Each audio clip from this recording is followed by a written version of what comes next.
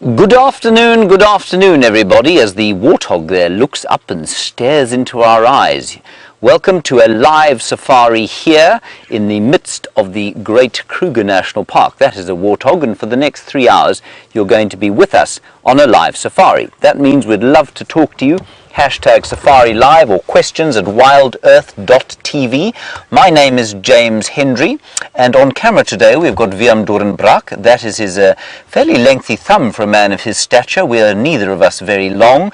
We are both quite short, and that of course will give us more fuel to explore the wonders of this area. This area, of course, is the western fringes of the Great Kruger National Park, an iconic national park of the world. 8 million acres, untrammeled African wilderness we're in, and the section we're on here is a little place called Djuma. To the west of us we traverse Arathusa, and to the east of us a place called Cheetah Plains. All in all, about 4.5 hectares, which if you work it out in acres, you multiply it by 2.4 in your mind, and you get roughly 11,000 or so acres. So that's what we're going to explore today. We've come into this area hoping to find a female leopard, Karula. She's a 12-year-old female. She's got 2 little cubs in this area. They're 4 months old as of today, believe it or not. And they were seen just to the south of this road where we are now. Now, we can't go south of here. We have had a look there. They aren't around at the moment, but we're going to stay around here. The mother's tracks went north into Djuma, which is the area we traverse, and so we'll have a look around here for her. In the meantime, however, there's some really wonderful, interesting stuff going on. We've got the kudu there. There's a Nyala bull in the bushes through there. He's one of the most common antelope species that we get here, but he's not so easily visible. So I'm going to roll gently down the hill, and inside this dry riverbed or drainage line, the great valley of the Mulwati drainage that we're sinking down into. Look, it's not going to compete with the valley of the Nile for size, but it's equally picturesque. There was some kudu and there was some nyala. There is the back end of one of the nyala. Everything else seems to have absconded. So what we're going to do, you can have a quick look at the back end of that nyala. Oh, there we go. We've got the front end now. Beautiful color, wonderful chestnut red, glowing in the late afternoon sun here. Well, it's not that late afternoon, but we've only got about 2 hours of sunlight left, and you can see me sitting in my shirt sleeves. We are, of course, in the middle of winter, believe it or not. 25 degrees centigrade it is. That's around 77 degrees Fahrenheit, which I don't think is half bad for the middle of winter. So let's go up a little bit further here. We're going to look down around the termite mound where Karula left her 2 little cubs, and we'll see if we can get sight of them. The camera that we're using at the moment has got a magnificent zoom on it, so with any luck we'll be lucky. Right, Willem, have you got your leopard spotting eyes in your head? Did we just take them? You do, good, well done. Now Karula gave birth to these cubs not too far from here, and then she stashed them. Now this is a major access road to some of the great tourism lodges that are along this road, Cheetah and Cheetah Plains off to the eastern side, and she stashed them in a culvert, in a concrete culvert. And of course caves are few and far between in an area like this, because the landscape is gentle, undulating, granitic topography, very sandy soils, very few caves. And so leopards, when they give birth, will make use of just about any kind of shelter or cave-like structure that they can. Now, where she left them was just inside here. Now I'm going to ask Willem to show you the termite mound where they were. It's just over there.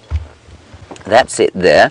They were just apparently the other side of that termite mound. So we're not going to spend too long here. We'll go and have a look for the mum shortly. We're going to go a little bit forward. I can't see them there now. You can't see them, can you, Willem? No. No, not quite. So let's just sneak slowly forward, and we'll just peer around the other side of the mound there. And if we're very lucky, we'll see 2 tiny little spotty faces looking at us.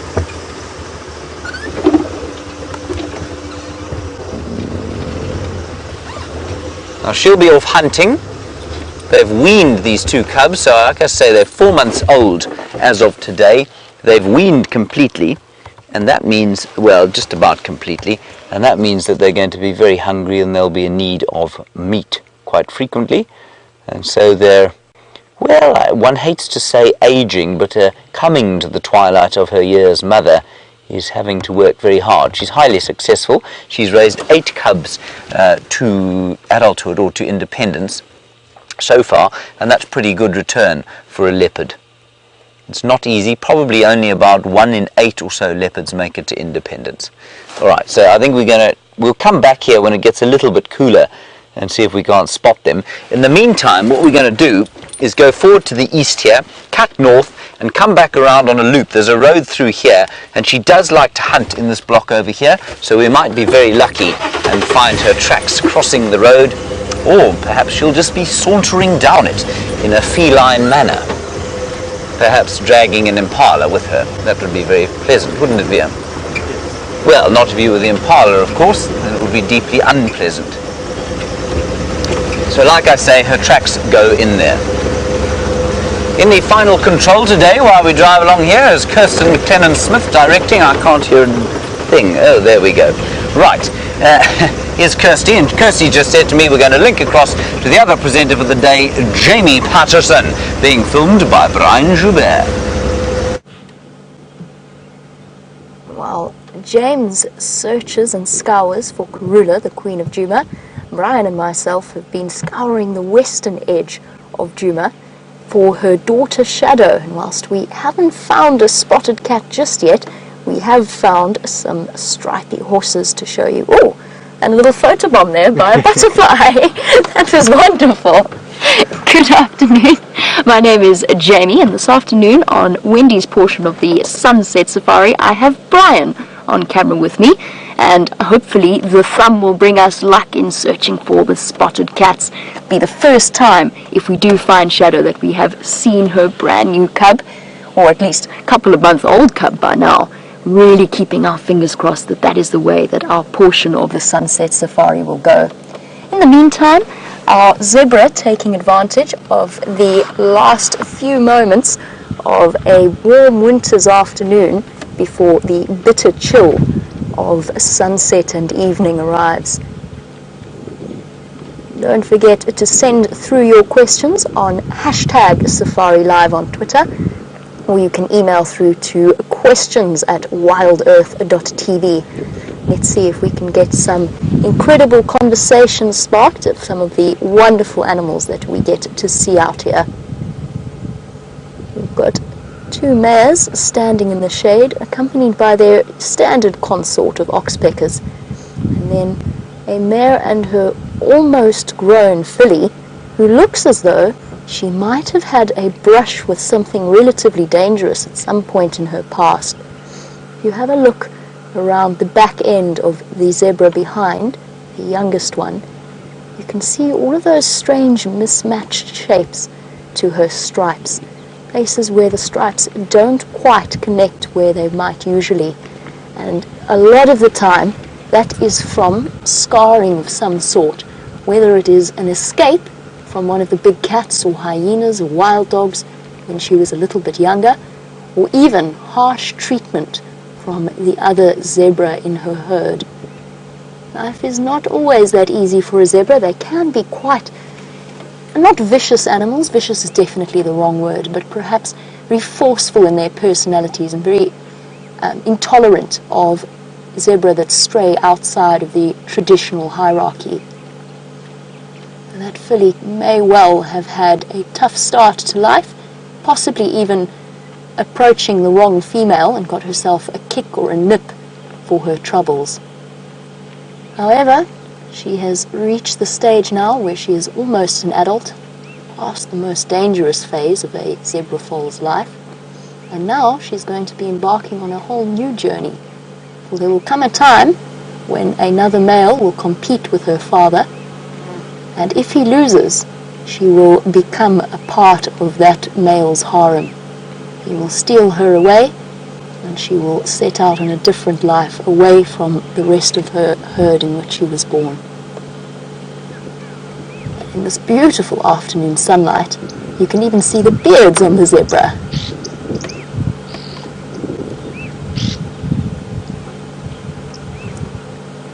standing sort of half in the shade and half in the sun. It's a beautiful afternoon out here in the Sabi Sand. Lizzie Bear, you were wondering about how does a zebra adapt to the temperature? There's an interesting theory about that. I don't think I personally buy it. There is a theory that the stripes of the zebra, not just for camouflage, but in fact play a very important role in their thermodynamics and their thermoregulation. So essentially the theory runs that the black stripes heat up far faster than the white stripes, therefore creating microcurrents of air along the zebra's skin, which in turn helps to cool them down. And you can make of that theory what you will. Personally, I find that one a little bit harder to believe, especially since most of the animals out here have to deal with the heat and have evolved to deal with the heat in a number of different ways, but none that involves stripes or patterns of colors. I struggle with that particular theory. For me, my favorite explanation as to why zebra have stripes is actually because it interferes with the landing vision of things like tsetse flies and other flying, biting insects. Essentially, they can't quite figure out where the animal begins and ends, and as a result, that's borne out by scientific evidence that shows that zebra have far less in the way of tsetse flies and other biting things than other animals of a similar size. So an interesting little theory. And then of course there's the traditional camouflage, which works very well if you see the zebra together as a herd or as a group. It becomes very difficult for the human eye at least to distinguish one from another. And as she wanders further into the shade, I've just heard word that there's one of our more unusual animal species just behind us, and I think that we should go and investigate. We've been exceptionally fortunate. When I first started working here, we hardly ever saw jackal. Recently we've been seeing them more and more, and I think that a pair of side-striped jackal is establishing a territory just to the north of where we are. So let us go and see if they are there. I can see them on my way past, but it doesn't mean they weren't. They could well have been hiding up in the shade somewhere. Let us go and investigate. The last time I saw jackal was one extraordinary morning not too long ago, where we watched the two different species of jackal, a side-striped and a black-jacked, trying to sneak up to a pair of hyenas that had the remains of a buffalo kill and were playing on it and sort of chewing on it absent-mindedly. The jackal displaying great courage in terms of approaching those animals, trying to see if they could grab a morsel here and there. I hear tell that they are just around the corner, so while we go and search high and low, or probably low, for our jackal, let's go back across to James to see if he has any updates for us. I must say, I hope those jackal are found. They're such special animals, and while I guess in many parts of the world a fox is considered something of vermin, the jackal out here is a great and cunning canid. That's called alliteration, VM. Did you like it? I loved it. You loved it, good. Now we're on our way. What I've decided to do, we have a tracking team out at the moment and they are helping look for that leopardess. So what we're going to do is head towards Buffelshoek Dam, which is a waterhole in the northeast corner of the reserve that we're on now, and see. It's been quite a warm day, like I say, 25 degrees Celsius, 77 Fahrenheit, and maybe there'll be something that's come down to have a drink. Water, of course, is now going to become something of a premium over the next few months, because we're into the winter, and you know, it can sometimes not rain here for up to 3 months at a time during the winter season, and we had a very poor rainy season, so I think it's going to be extremely dry by the time October and November rolls around, and by then the water holes will be full of action. But even now, in the middle of the year, in June, as we head towards the middle of winter, so the water holes will be increasingly active. Now, VM, of course, one of the major joys of living in the bush, everyone, is the fact that we get these amazing smells. And very unusually, people don't normally associate dung with a pleasant smell. However, Elephant dung aged just to the correct age, say about 3 weeks. It's one of the most amazing smells you can smell out here. Now, I'm not being facetious in the slightest, VMP. That's a good year. It is a good year, isn't it? It's a good vintage. Yeah, it's a good vintage elephant dung this. So what I want you to do, everybody, is kind of imagine, close your eyes if you would, take a deep breath in, and imagine the most fertile soil that you've ever smelt in your life mixed in with a bit of the most delicious mushroom dish that you've ever eaten. And you'll come some way to understand, a little bit of sweetness in there, maybe a bit of a potpourri, and you'll get some idea of the delicious vintage of this very fine elephant dung. Sorry, quickly I'm being slightly ridiculous. Before we leave, just a quick idea. We're into now the winter months, of course. The elephants are not eating grass. That would be their preferred food during the summer. They're eating sticks, which are pretty devoid of nutrients. They're eating leaves that you can see there. And they're eating twigs and the odd sort of grassy stalk. But mainly, it's twigs and leaves and bark at the moment. Righty, let's head across to Jamie. She's managed to find those cunning canids. There we go. The updates prove to be true. And there, if you look particularly closely into that patch of shade, you'll just see the twitching ears of a side-striped jackal. Now, I know that it is particularly difficult to see when it's lying down flat like this, but it is most definitely a side-striped. It is slightly larger than the other species of jackal that we get here, which is the black-backed jackal. Slightly larger and with a slightly longer nose, so a more extended profile when it turns its head to the side. Oh, those flies, driving the poor thing mad. And then just slightly smaller than the black-backed jackal in terms of its ear size. I'm relatively certain that this is one of a pair. Jackals, typically, you'll find them in small family groups, the core members of which are the male and female that are monogamous and mate for life. It helps that I have seen this pair before. I don't know where the second jackal is at the moment, but I'm sure it's hiding out somewhere close to its mate in the shade.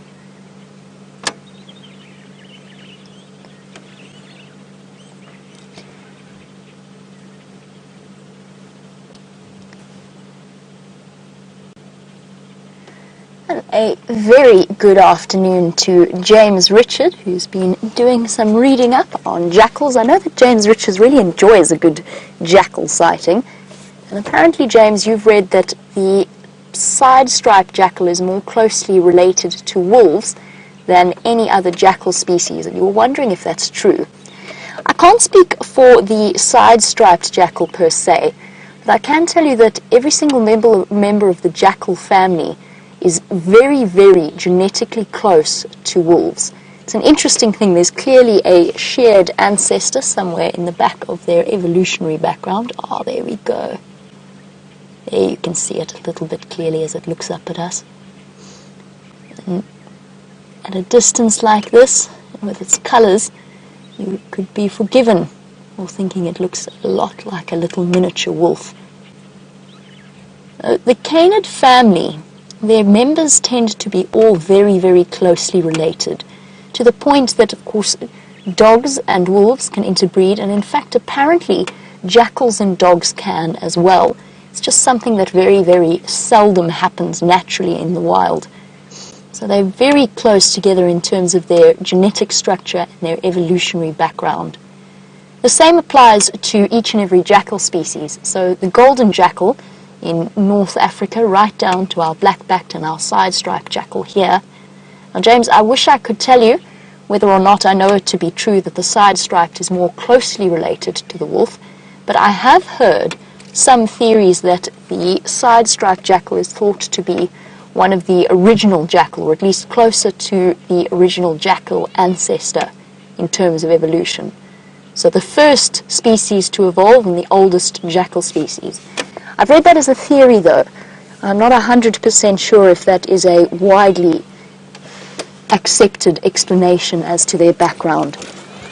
What's fascinating about it is the fact that you have two species here that are so similar in the way that they operate. Whether it is the black-backed jackal or the side-striped jackal, they fulfill essentially the same ecological niche, and yet they are quite tolerant of each other in each other's space.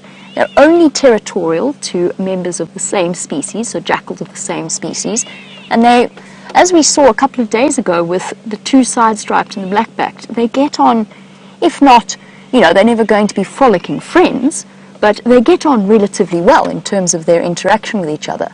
Now, I find that incredibly fascinating, that we've got something in the evolutionary background that caused two species to evolve completely separately, because they are two distinct species, and yet occupy such a similar niche. Your guess is as good as mine as to exactly how that happens, and it might be one of those great mysteries, something that we just never know the answer to. And that, in a way, is one of the things that I love about being out here, is that we don't have all of the answers, and we're probably never going to get all of the answers. Up to us to interpret things the way in which we wish. And if we're really lucky, if we just, if the jackal decides to stay with us, we might even have the possibility of jackal pups in the not too distant future. If this pair establishes themselves here, we could have a whole little family of jackal, and that would be an ideal dream of mine, to be able to show you what a jackal pup looks like, because I promise you that there's not much cuter out here. The reason we cannot go any closer, just to explain it to you, is at the moment South Africa is caught in the grips of a crippling drought. The worst drought probably in the last 100 or so years. What that means is that this is a particularly sensitive area.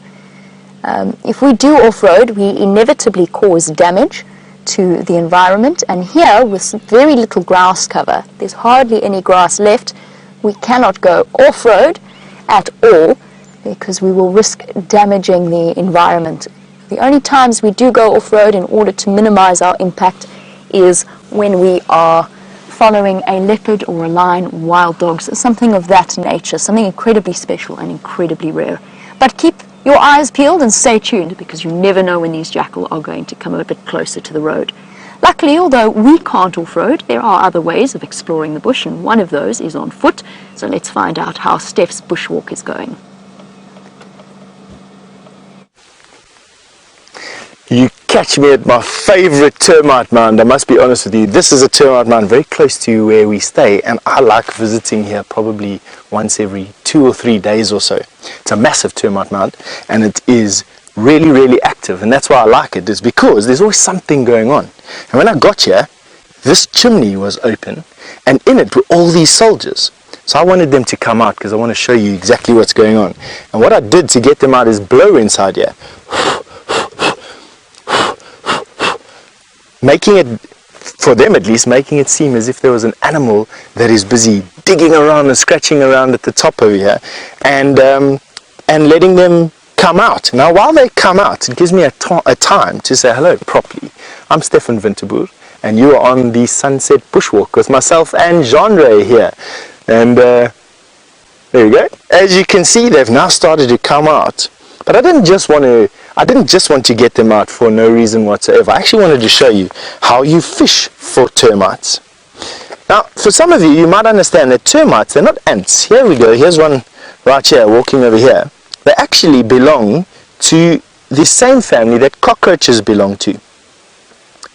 And it doesn't take too much imagination, although not with this guy's big head, to see where they actually come from. Here's another one up here, walking around. What they're doing is they're busy patrolling, looking for the intruder.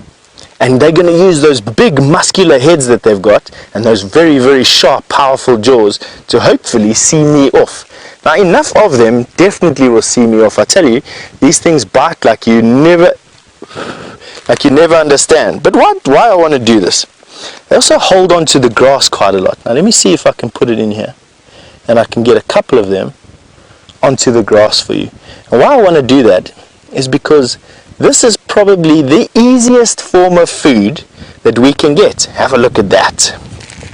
So I've got 2 of them on the end of my grass. One just let go there. But let's see if we can get another one. And what you do basically is you then just strip off that termite into a bowl or into a cup or into a snail shell, and you can eat them raw or you can fry them up. They taste a lot like just wood chips, but 300 grams of beef is equal to 100 grams of these guys, and so they're very, very, very nutritious. And protein, as we know, allows us to do all the things that we can do. Our brains use a massive amount of protein. But on that note, I think it would be good to go and catch up with one of the drives, and we'll see you a bit later.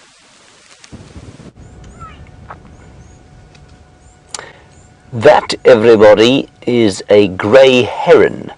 So not quite the great plethora of herds of elephant that I was hoping were going to be at the water here, but the grey heron, a spectacular bird that is distributed all over, believe it or not, the old world. So it's found all over Asia and Europe, except in the very coldest places like northern Siberia. Nobody wants to live there.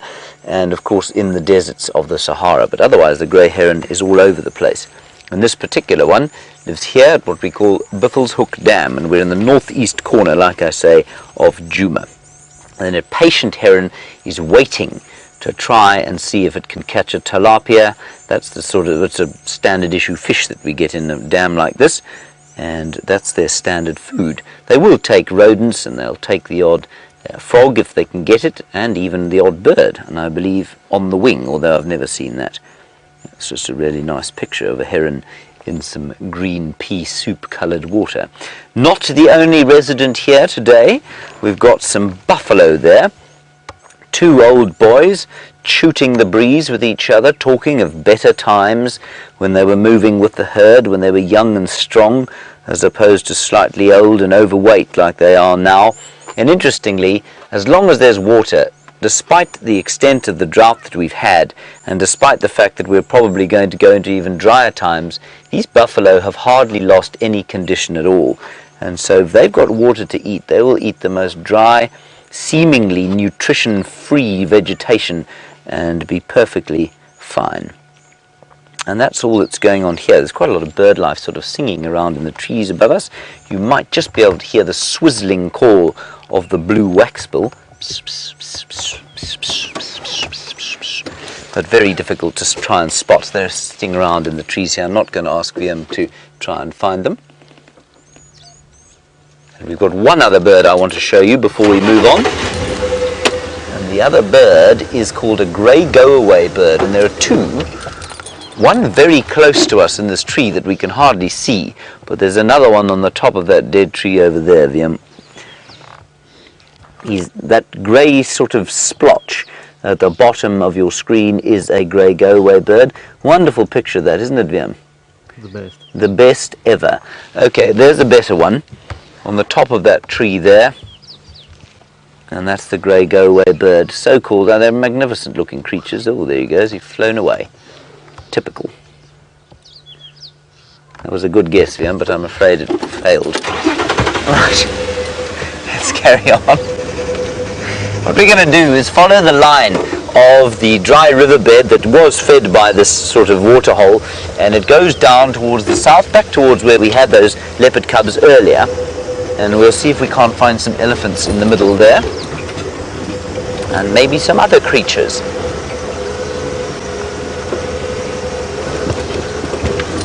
And just remember, everybody, we are live, which means we'd love to hear from you. Send us your comments or questions about what we're seeing. You might even just like to ask us questions about South Africa, which is the country we're in, otherwise about the African continent in general.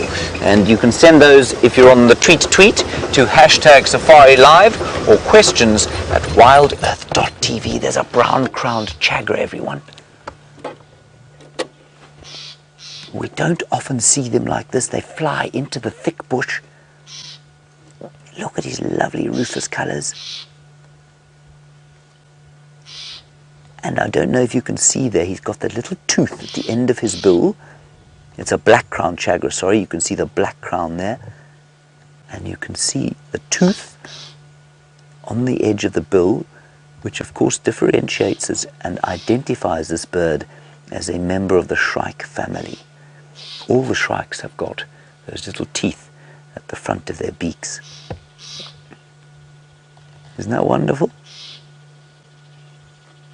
I think he thinks that we can't see him. He thinks he's well hidden, you see. There he goes.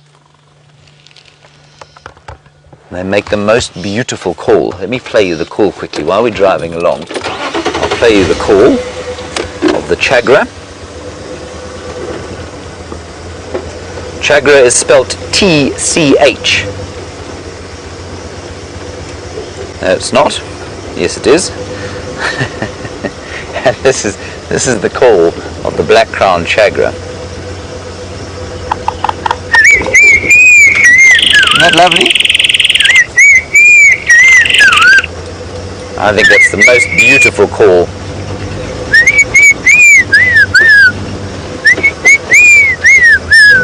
And while we're looking down the drainage line here, let's head across to Jamie and see what she has found.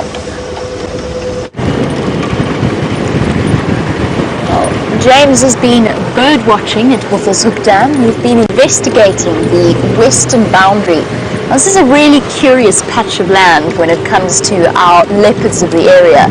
From what we can tell, this is the boundary of Karula's territory next to her daughter's territory. And of course, with leopard territories, it's not like pieces of a jigsaw puzzle that where one ends, the other begins.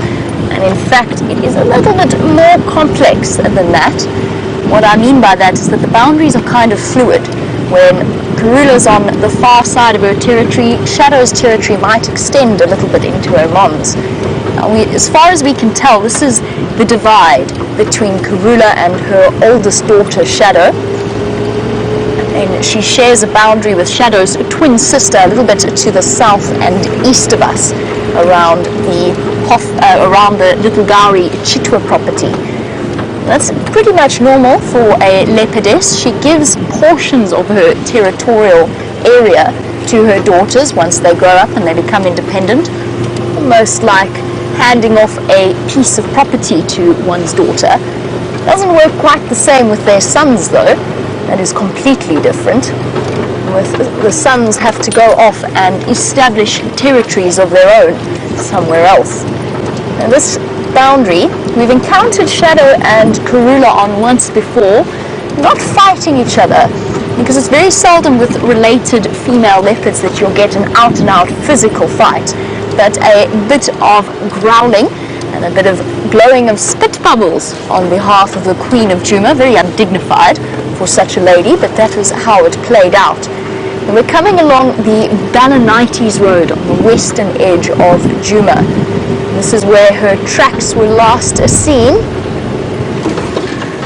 And in fact, now that you have a rough idea of where we are, let's show you what a leopard track looks like. Or at least let's try to. It's a bit tricky, they're quite faded.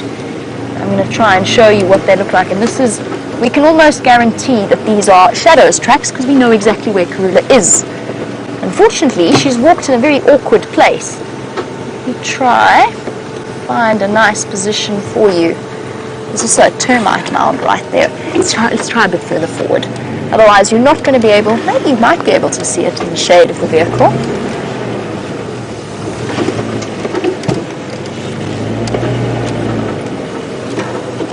What I'll do is, since we can't show you it as clearly as I would like to, what I'm going to do is I'm going to jump out and I'm going to show you and I'll trace the outline of her track so that you get a rough idea of what it is you're looking for.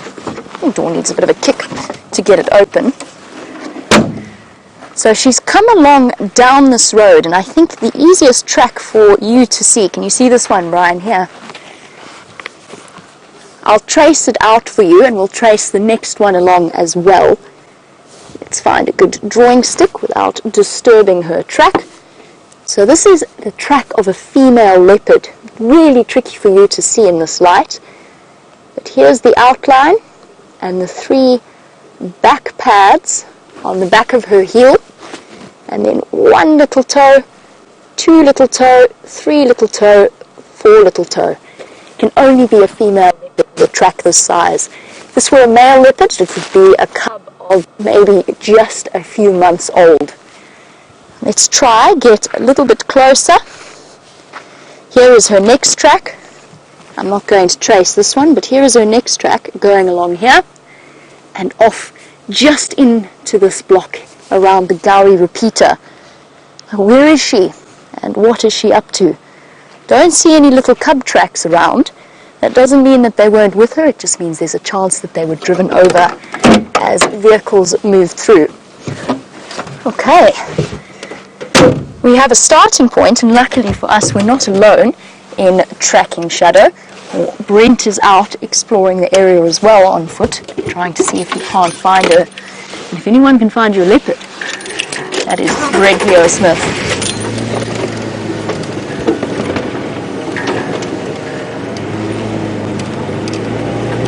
I'm going to do a circuit of this block just in case she's been chased a bit further south by elephants. I can see lots and lots of elephant tracks moving into this area. And there's a distinct possibility with elephants. They tend to be quite intolerant of the presence of predators. Even a leopard that is of absolutely no threat to them, they still will go out of their way to chase that animal.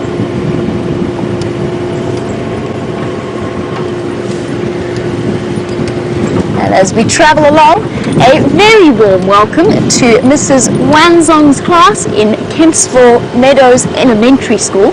Hello everybody, just a quick introduction. My name is Jamie, and this afternoon I'm going to be driving you around along with several other people to show you the different magical animals of the wildlife area in South Africa. And behind me sits a gentleman called Brian. Now Brian is quite camera shy, but you'll have to behave really well, and if you're really lucky, you might even get to see a special character every now and again. We're going to say a big warm welcome to the Thumb as well, and today I believe the Thumb is dressed up as a leopard. There you go. Here pops the Thumb. Do you think it's going to bring us some luck, and that we might spot one of the mystery cats of South Africa? That's who we're searching for at the moment. We're searching for a very special leopard. Her name is Shadow, and Shadow also has a baby with her. We're going to be keeping our fingers crossed. And since you are joining us for the first time and you're on a safari, what you're seeing is actually happening right here in real life, in the middle of a place called the Sabi Sand. And it's one of the most famous wildlife areas in South Africa. So if any of you have ever seen a documentary with lions and elephants, there's a chance that it was filmed here, because we just have such an extraordinary amount of wildlife. And somebody has been very busy here. Sometimes in the bush, you need to be a bit of a detective.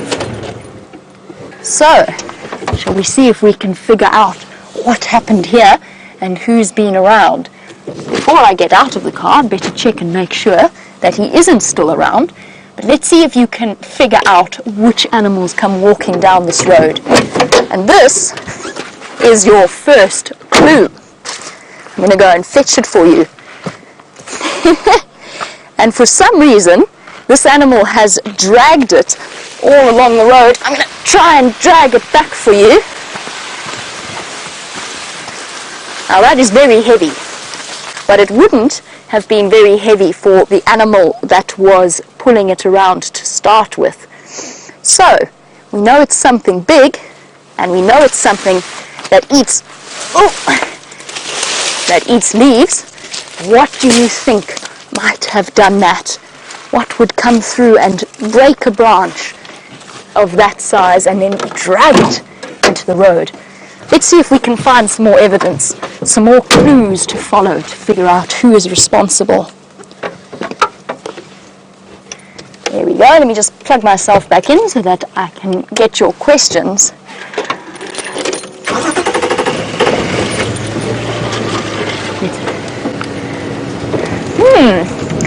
Now, Brian Tegan has a special question for you. She wants to know, why is the thumb a leopard today?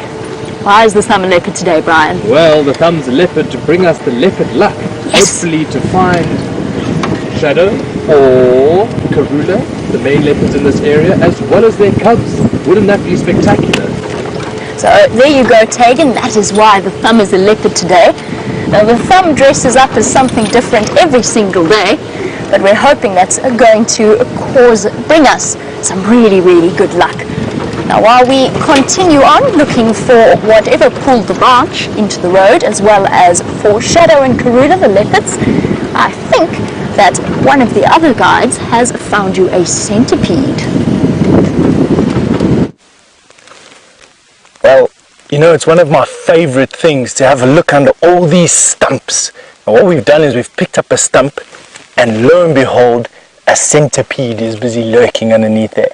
Now, centipedes get their name because centi, in I think Latin, means 100, and pedi is legs, so the 100 leg. And he hasn't quite got 100 legs, this centipede, but you do find some centipedes that are as long as my arm. Can you believe that? They hang out inside caves, hanging from the roof, and they catch bats. This little guy, he doesn't catch bats. He's too small to catch a bat.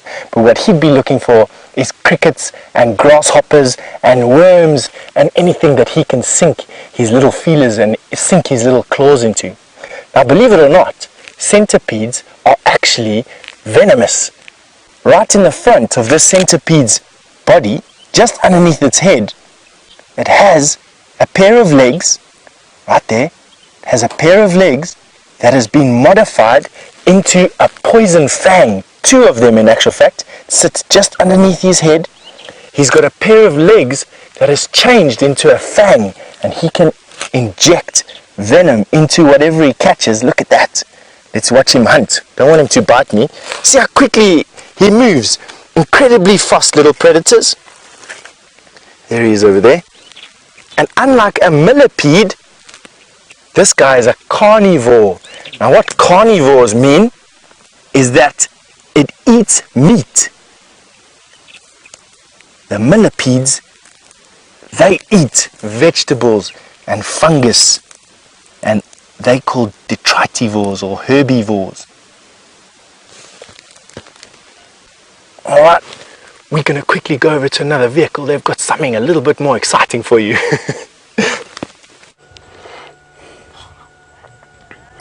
We just don't know where to look here, everybody. There's a troop of mongoose, dwarf mongoose, and they're being accompanied, not unusually, by a little flock of yellow-billed hornbills.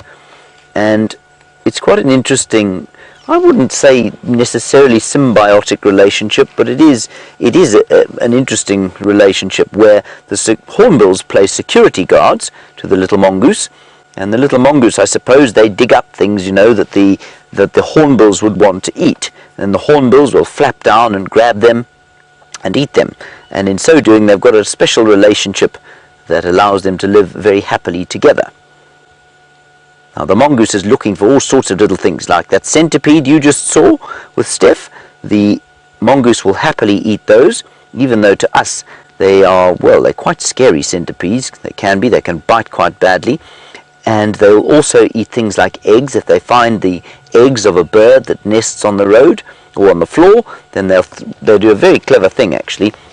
What they do is that they throw the eggs between their legs onto a stone behind them, and then they eat up the yolk and the albumin, which is the egg white and the egg yellow. And that's how they get their nutrition. They eat all sorts of insects and different kinds of invertebrates, and if they can, they'll even eat little snakes, believe it or not. Whereas the hornbills, they eat similar sorts of things, but they will eat largely meaty type things. They won't eat eggs. They'll eat small lizards and reptiles and even chameleons. Now, my name's James, by the way, for those of you in the school, and Viam is on camera. So just before, I thought I'd better introduce myself so that you know who I am, and you can ask me any questions you like. And one of the things I wanted to tell you about was the chameleon. And the chameleon, of course, I'm sure you've seen, and they get eaten by these enormous, well, not these enormous, by these very colourful hornbills.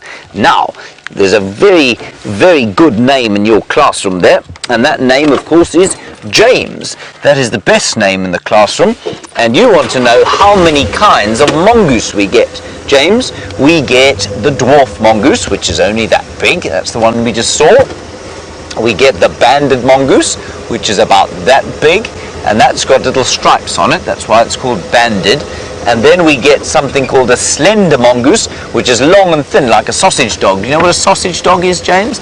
Looks like a little sausage dog with a very long tail, and it keeps low to the ground and scurries around, and they occur in little pairs, so in groups of 1 or 2.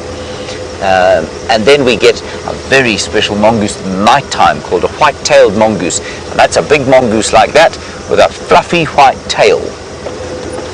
And it's possible that you might see something like a yellow mongoose here or a Miller's mongoose, but I've never seen one here before.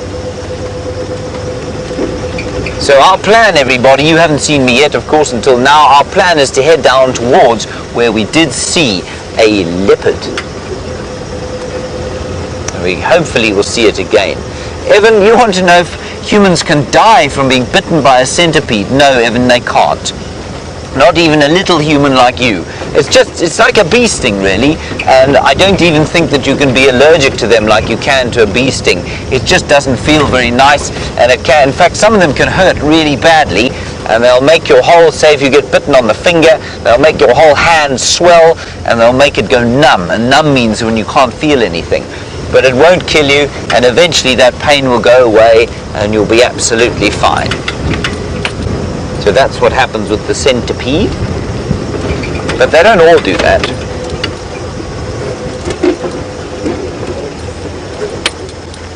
Hello, Liana. You want to know the difference between a leopard and a cheetah. Well, I'm going to try and illustrate it to you. So you've seen Jamie, right? Jamie's thin and she's flexible, right? She used to be a ballerina, so she can do the splits like I'm sure many of you can, young girls. And then that's like a cheetah. Very fast but very flexible, and long muscles that are very flexible, not very big though. Then you've seen Steph on the walk. He was the one who found you the centipede. He's big and he's strong, and he's very fast over a short distance, but he's not that flexible, but he's very strong, and that's like a leopard. So those are the two differences, and those are the kind of obvious differences that you can see between them. The color is quite similar. They're both sort of yellow colored with black spots, but a leopard's spots are a bit different. A leopard's spots are what we call rosettes, and in fact it's impossible for me to show you that. I'm going to have to show you a picture, and I got a new book, you know, when I was on holiday. I bought a very special book that's got all the pictures of the mammals. So what we'll do is find a picture for you of the leopard and the cheetah together, and then you won't be confused at all. Now, I've never used this book before, so I hope I can find the leopard and the cheetah. I should be able to, as I've been out in this area for a very long time. There we go. Right, there we go. There's the leopard over there. I must say, this is a very interesting book. There's the cheetah there, but that's the leopard, and you can see that his spots are in what we call rosettes. So it looks like a flower with a bit of gold in the middle and black around the outside. That's what the leopard spots look like. And then here's the cheetah. That's the cheetah. Then you can see just plain black spots, and it's much more slight. So like that would be like Jamie, thin and very flexible. This would be like Steph, very big and strong and very fast over a short distance. But this is a coursing hunter. It will run for long distance like a big greyhound dog. You know what a greyhound is? Very similar to that. Don't tell Jamie I compared her with a greyhound. She won't be happy with that at all. And Annika, that's a lovely name as well. Annika, you want to know how fast a leopard can run? A leopard can run for a very short distance at about 80 kilometers an hour. Now 80 kilometers an hour in miles is 50 miles per hour, so that's pretty quick. But a cheetah, of course, we know can run at least 60 kilometers an hour, at least 60 miles per hour, and they can keep up that speed for quite a long time, longer than a leopard is able to keep up its 50 miles per hour. And the leopard, of course, is able to pull its prey up into a tree. It's big and strong, so it can pull them up into a tree, whereas a cheetah can't do that. And Liz Marie, you want to know how many babies a leopard can have. Well, up to 6, believe it or not, but normally 2 or 3. The most I've seen is 4, but out here it's very seldom that a female leopard will be able to raise all 4 babies to independence or adulthood. So normally, if there are 4 born, 2 of them will probably die, and 2 is about the average. And this female leopard, our favorite female leopard, she's 12 years old. She's got 2 cubs at the moment, and they're just 4 months old. It's their birthday today. 4 months they've been alive. And in human years, you know what 4 months sounds like? I mean, you know that a human baby of 4 months old is very tiny, only about that big. And when these leopards are born, they're probably the size of a rat, basically. And in 4 months, they're now that big. So they're bigger than a human baby at 4 months. And it's a bit the same, I suppose, as a human baby of about almost 4 years, I guess you would say. So it's that kind of age. So they age much more quickly than human beings do, and they develop much more quickly. So this is round about where the mother leopard came towards. So we're going to keep an eye out, and what we're going to look for are those black spots, because if you know what to look for, then you can see them. So just look around us here in all of the bushes underneath. She might be sleeping underneath. She might be in the top of a tree where she could have killed something, and she'll be eating that. So it could be anywhere. While we look for the leopard, let's head across to Jamie. She's got some more mongoose. Don't tell her I called her a greyhound. I've also found some dwarf mongoose for you, and unfortunately I just can't quite convince myself not to stop and have a look at them every time I see them. I just find them so incredibly interesting. They're really, really cute.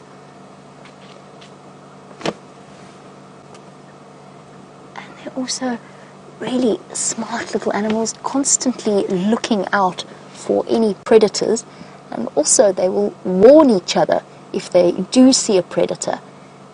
Deanna, you were wondering what are the main predators of a dwarf mongoose.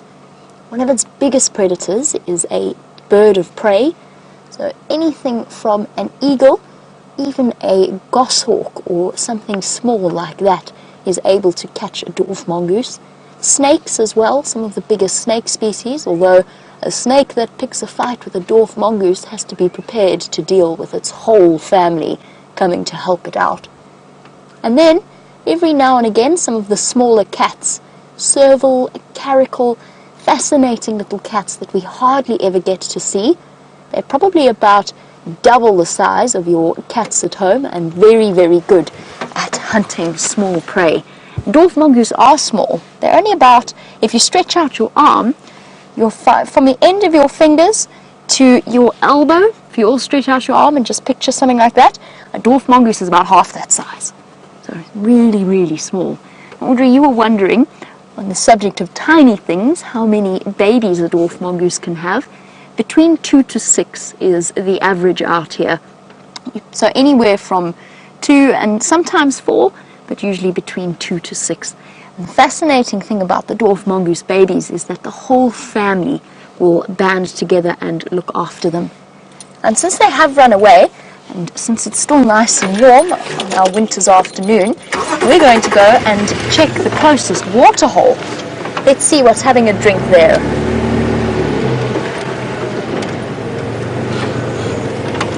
They've all dashed away, gone off hiding and looking for various insects, just like, how many of you have ever heard of or seen a ferret? Alexander, you were wondering what family a dwarf mongoose is related to, and the answer is they're kind of like the South African equivalent of a ferret. Not like a weasel or a skunk, those are a separate family, although they are related to each other. But how many of you have watched The Lion King and seen Timon? Timon was part of the family of the mongoose. He is a meerkat or a suricat is one of their other names that they are nicknamed. And they all belong, if you want to get really scientific about it, they all belong to a family called the Herpestidae family, which kind of sounds like they're pests, but it isn't at all. They are the Herpestidae family. While we go and investigate the local waterhole, James has found an antelope that really, really likes water.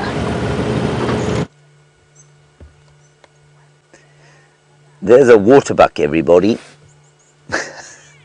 There was a waterbuck, everybody. It's gone walking off into the thick bush where I'm afraid we can't follow it. Oh, there's another one. Same place. They occur in herds, obviously. They like to live in groups. And a waterbuck is one of the nicest smelling animals out here. It smells like sort of old comforting leather, if you like. I don't know if you've ever smelt old comforting leather, but maybe you've got grandparents who've got a leather sofa, or perhaps you've ridden a horse and you've seen an old saddle. That's basically what they smell like, and I think it's a really nice smell. And there's an impala. That's a male impala. That's the most common antelope we get here.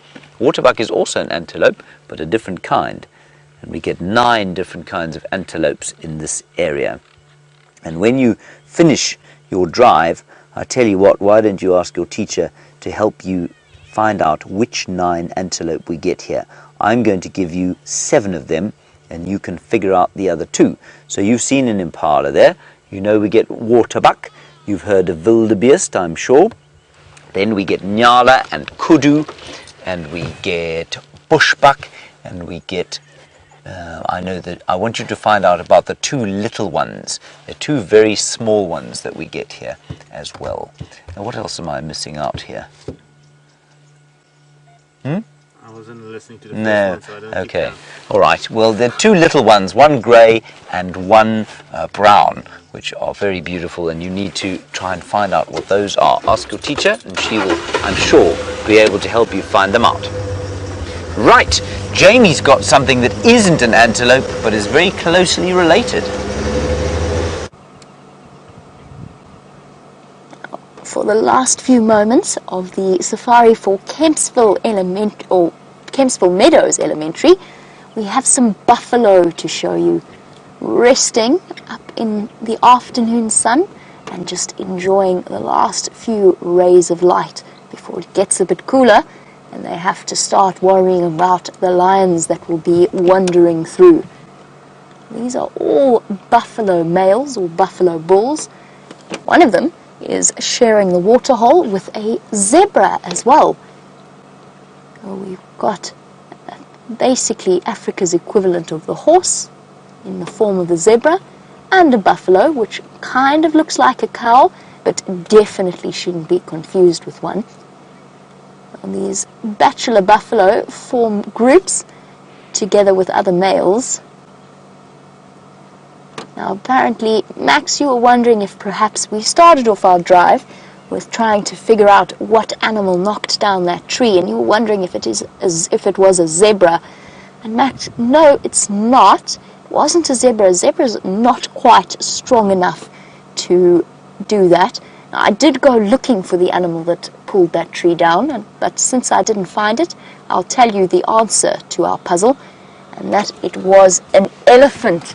A big male elephant walked through that area and pulled that branch away from the rest of the tree, dragged it into the middle of the road, and had a little bit of a snack on it. That is what pulled that branch right into the middle of the road. Well, kids, we've come to the end of your safari experience. I hope you enjoyed it and that you have a wonderful rest of your school day. And hopefully we get to see you again once again on safari. You never know who might make an appearance. Bye-bye and have a wonderful day further.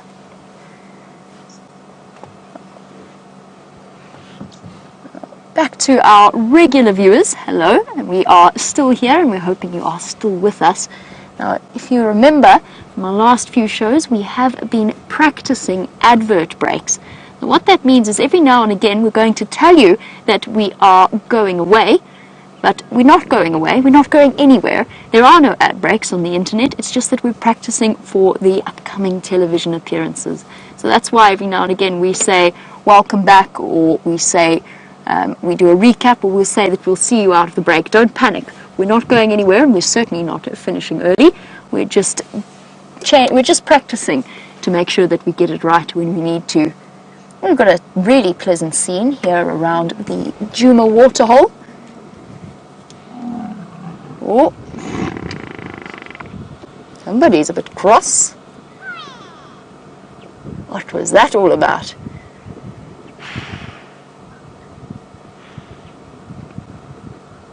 Thought about chasing that zebra there. He is not in a very good mood. Two buffalo bulls are squaring up against each other. Will they fight or will they not? You'll have to stay tuned and see after the break.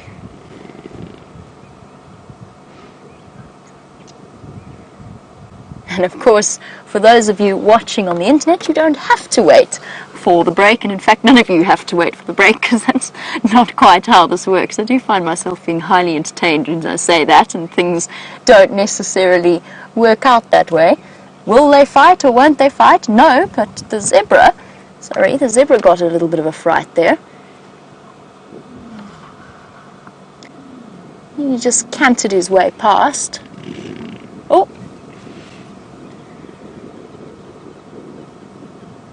Tyler, you are 9 years old and you wanted to know if horses and zebra are related.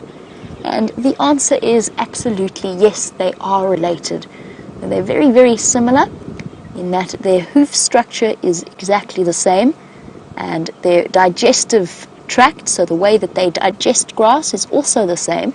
But Tyler, the one thing that zebra are very, very different to horses is the fact that their backs are absolutely not strong enough to hold people.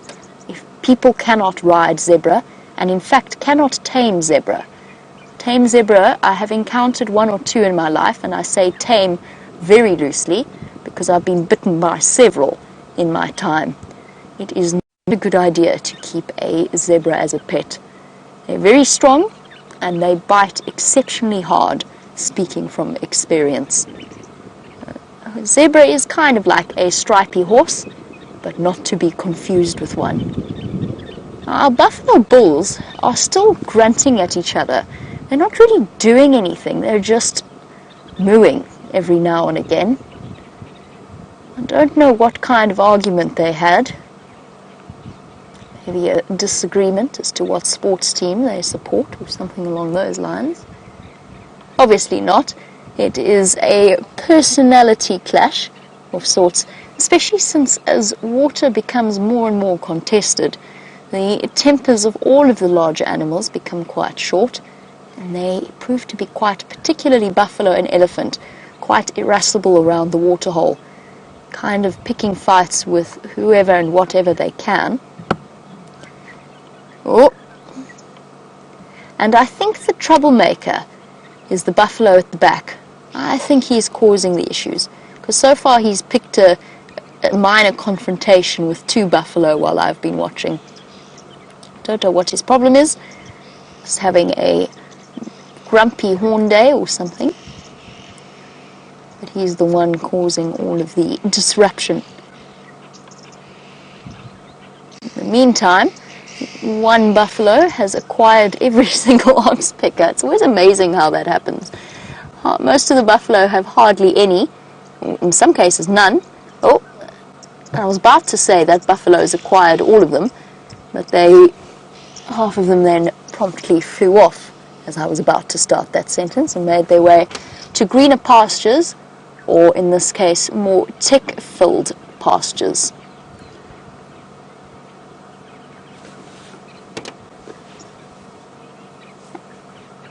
And welcome back to those of you who never left.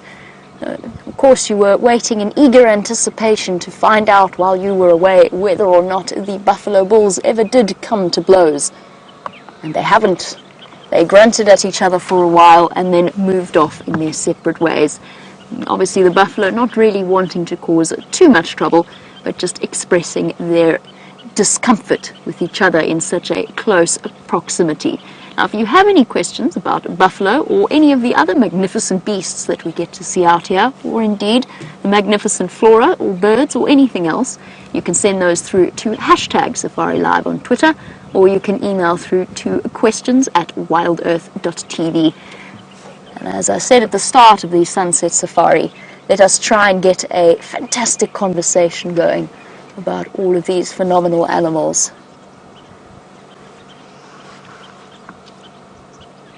And Cheetah, welcome once again on the back of the Sunset Safari. With our grumpy buffalo, you were wondering if buffalo are territorial. The answer is no, they're not. They're not in any way territorial, neither the bachelor boys nor the enormous breeding herds of up to 500,000 buffalo of different ages and sexes. They are in no way competitive over a particular area, but they can be competitive over space and access to water and so on. Well, breeding herds usually quite happily share, and everybody takes their turn when getting to the waterhole. There might be some jostling, but other than that, it's relatively peacefully managed. These buffalo boys, the Dugger boys, as they are known, they have a slightly more impatient temperament and occasionally don't want to share, especially when somebody else is very much in their personal space. So they can butt heads, quite literally, over space and water. But the only time that they will really have a serious confrontation is over a female in estrus, a female that's ready to mate. And that applies to almost every animal out here. They will compete in some way for the opportunity to pass on their genetics. They might not be territorial, but a big herd of buffalo needs to be very careful in terms of where they go and how they eat. So you can imagine one buffalo munching away on the grass and walking on the grass might not have a tremendous impact, but 1,000 buffalo, and this gentleman could be close to just under a ton in weight. Imagine 1,000-ton buffalo all wandering through an area. Just imagine the effect that that has on the grass and the soil. Now, this environment has evolved to deal with that, but not in an overcrowding situation. Buffalo have to rotate around places where they go and they feed to make sure that the grass and the soil has time to recover from the impact that they have had. You can already see as this buffalo lay down the clouds of dust billowing up, and that's due to the fact that there is hardly any grass cover left. And this area in particular shall be hard hit because of course it's right next to the water. It's right next to some of the only water that is going to be left here by the time we reach the end of our dry season. The animals will be congregating between hoof action and overgrazing. It will have a serious impact.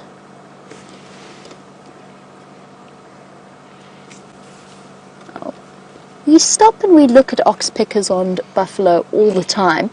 And Deborah, you were wondering whether or not the oxpeckers will ever feed anywhere else apart from on the backs of animals.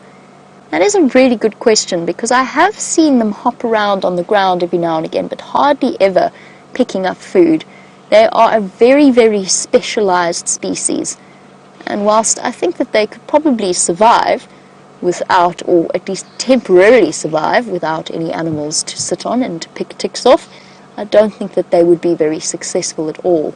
So an example of a mutually beneficial relationship in most circumstances, and in fact a relationship that is necessary for the animal's survival. Very much perfectly constructed to feed off the animals that they do, from their comb-like bills to the stiffened tail feathers that hold them on the bodies of the animals. Right, we are going to go and see if we can't find shadow as the evening starts to get a little bit cooler. However, James has got a wonderful